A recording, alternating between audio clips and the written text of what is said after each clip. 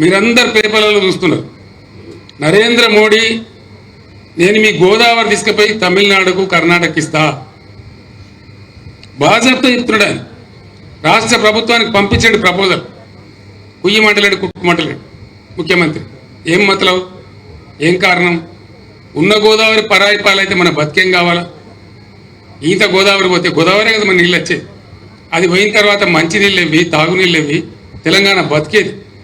ఇంత ప్రధానమైన విషయం మీద కూడా ఆయన మాట్లాడతలేడు.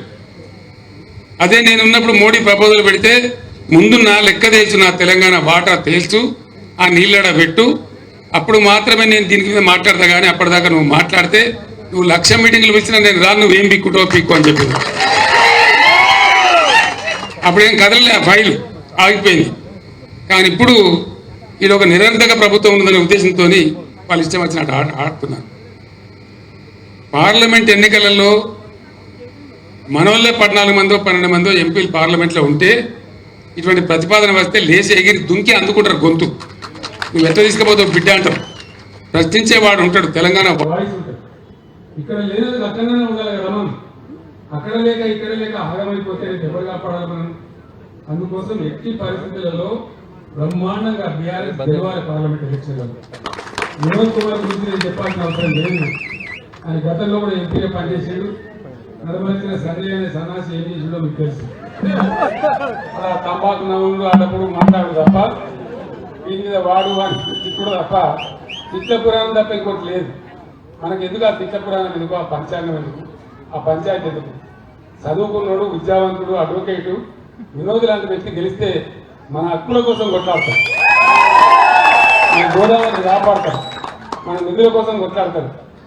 ఇలా నేను హుజూరాబాద్లో ప్రత్యేకంగా నేను రావాల్సిన అక్కడ ఉండే కౌశిక్ రెడ్డి తను ఎంత పొడుగున్నాడో అంత భారీగా వేద్దాం అనుకున్నాడు.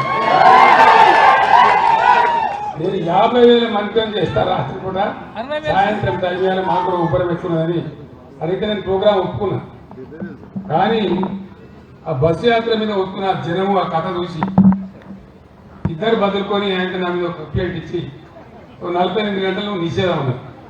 నేను మంచి మాట అబ్బాయి కాంతి దేవుడు ఉన్నాడు అంతే కదా. పొట్టోనెత్తి పొడుగోడు కంటే పొడుగోడు ఎత్తి పోషణ కొట్టింది.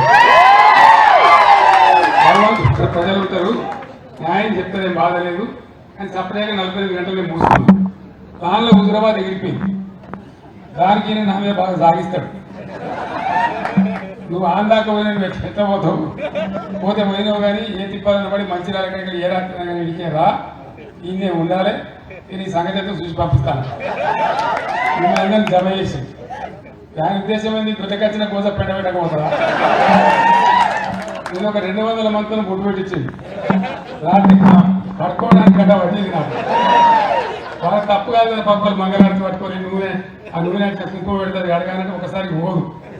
ఆ బాధ నేను పడే బాధ మీకు తెలియదు, కథలు ఉంటుంది. అదే అయింది. ఫోటోలు దిగాలన్నాడు, ఒక దమ్ము నూకుడు నొక్కితే నేను 3 మాట పడగొని నిలబడ్డాను అంతే కదా. అయితే నేను ఒక మాట చెప్తున్నా, ఆయన తప్పు లేదు. నేను మీకు ప్రామిస్ చేస్తా ఉన్నా, ఒక రోజు 24 గంటలు ఈయనే ఉండేటట్టు, ఇక్కడనే ఉండేటట్టు నేను హుజూరాబాద్కి వస్తాను. 1000 కాదు 4,000 ఫోటోలు అంటే దిగుదాం. దయచేసి ఇప్పుడు మాత్రం నన్ను ఆపదు పంపించాలి. ఎందుకంటే జగిత్యాలను పట్టుకుని తట్టారు నన్ను.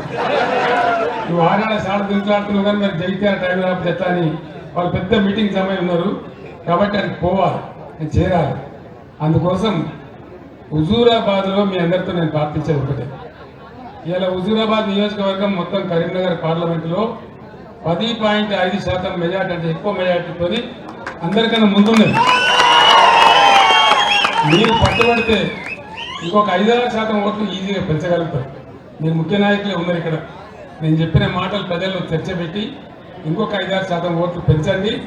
100% గెలిచినాక మీ ఎంపీని తీసుకొని నేను వచ్చి ఒక రోజంతా ఇన్నే ఉంటాను. అందరం కలిసి ఆనందంగా పండుగ చేసుకుందాం, ఆ రకంగా ముందుకు పోదాం. జై తెలంగాణ, కారు గుర్తుకే, జై తెలంగాణ, కారు గుర్తుకే. ధన్యవాదాలు.